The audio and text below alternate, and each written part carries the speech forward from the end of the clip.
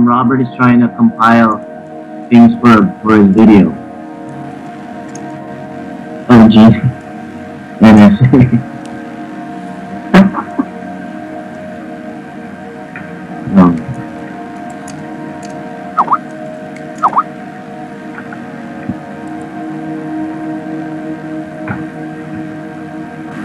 I'm glad to be back with you guys on the right side. I was in between two fires, as they say it here in the Netherlands. It had a purpose. I was caught up between two fires. Yes, I had to humble myself first, and now I can do the work better, I guess. I had to submit myself to the church so that I am now allowed to preach to them, because they are very pleased with me at this point. So we can make use of that.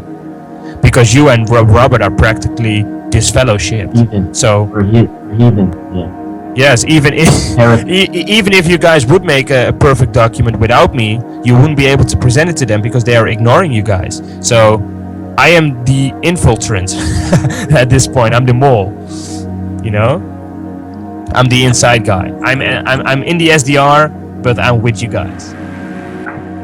Okay. Well. Okay. You know. Then. So you know. You exactly right. I thought that.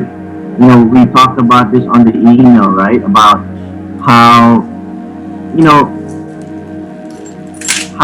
the SDR church always questioned and said, well, how could Jesus sprinkle his literal blood on the earthly ark?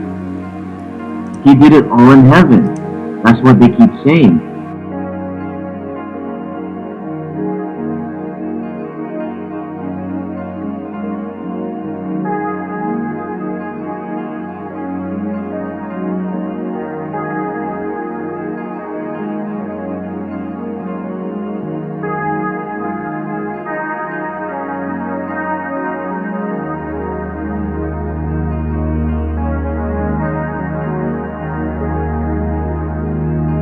You know how, like, I don't know, if you know how the resurrection of Christ used to be that light, the new light that was to be presented to the church at that time. And nobody understood that Christ was going to be resurrected. Nobody did. Not even the apostles. No. And that was the new light. That was the new light that was supposed to be presented to the church and that they had to receive. Yeah, and that's the problem of the SDR. They think that there is no new light to receive anymore.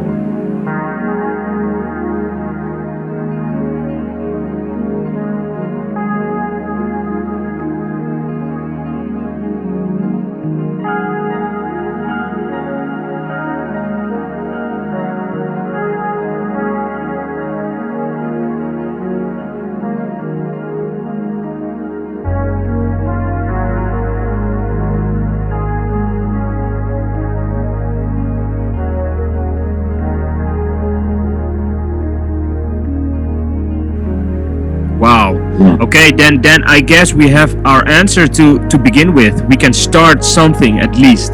You know, we should not present it to the brethren anytime soon, but we should try to make a start. And I think that you should lead in all this because you have most of the information. You have studied this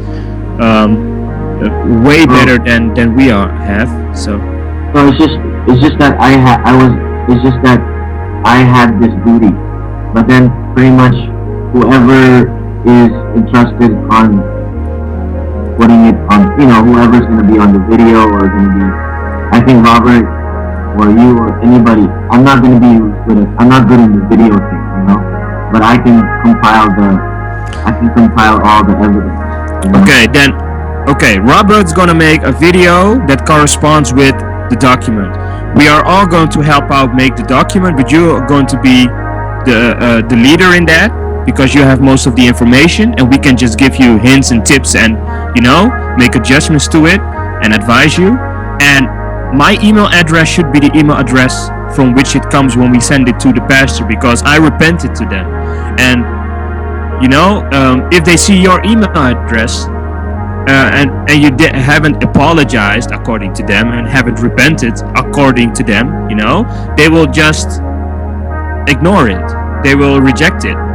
So it should come from my email address, because I had a talk with Nicholas about other stuff, and we are good at this point, you know? He's really pleased that I repented. So his ego is gone with me. He has no ego no more. So his heart is open.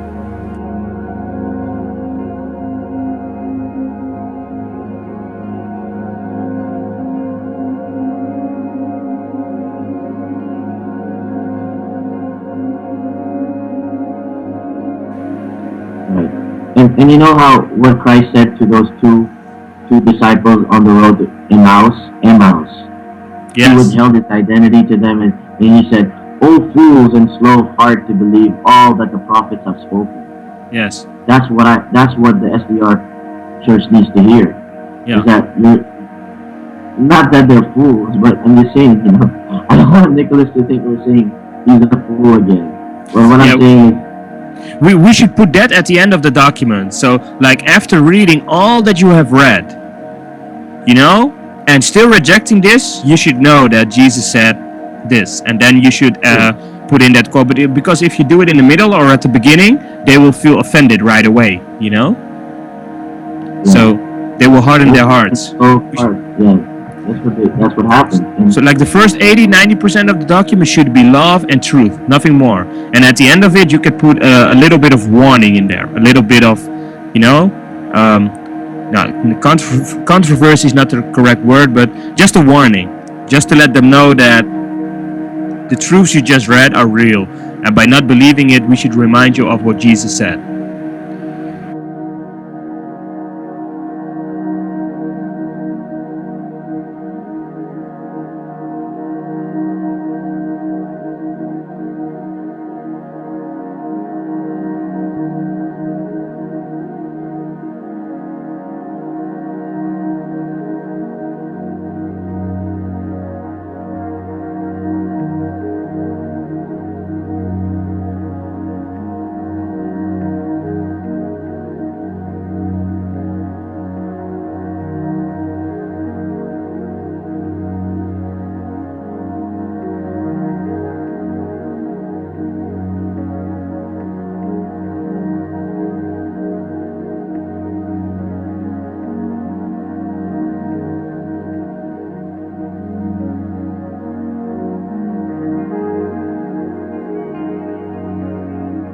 I don't think that we should speculate too much when we present it to the brethren.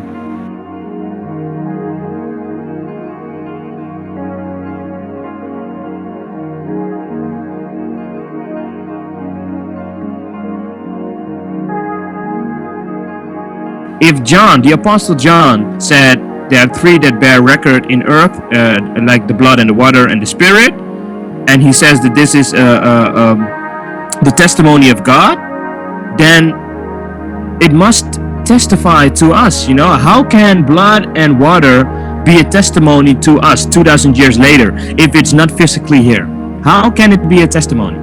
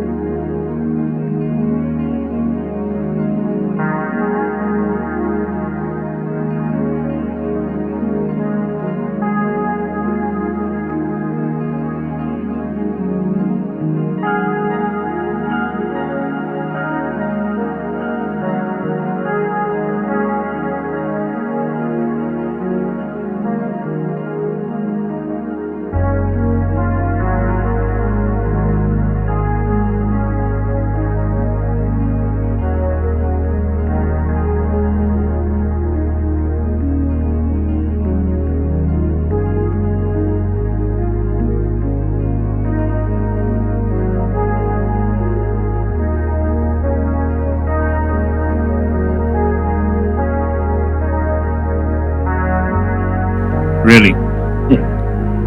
And you know, Nicholas always says that this discovery brings it opens the door for a third temple.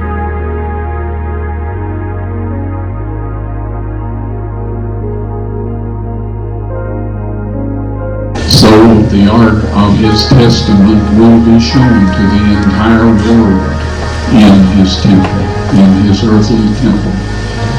The blood of his Son on the mercy seat of the ark of the covenant.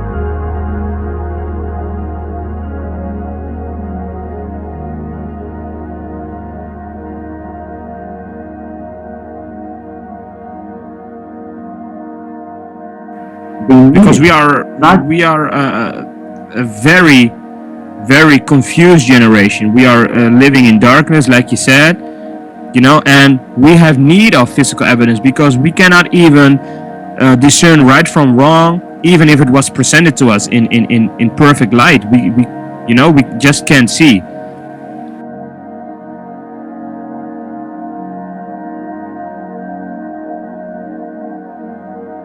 That can also be the cause why the SDR church is always so judgmental to non-Christians and judgmental to non-SDRs, people from other denominations, because they believe that they are already lost in a way. We believe that they are already done for, so we don't want anything to do with them because we have already written them off, so to speak.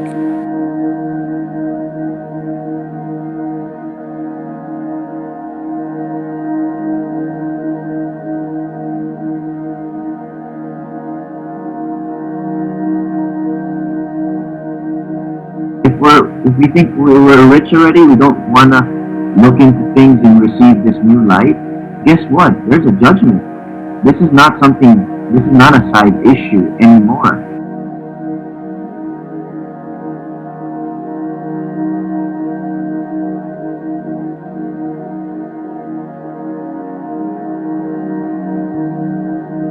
Because this is like God manifesting His glory right before our eyes. And this is part of the latter rain pouring, and a lot of us aren't discerning because we're too prideful, thinking we have enough, thinking we're already sufficient with what we have, and that's what's happening to the SDR. Yes, but with that arrogance, with that pride, comes the pointing of the finger towards others. Yeah.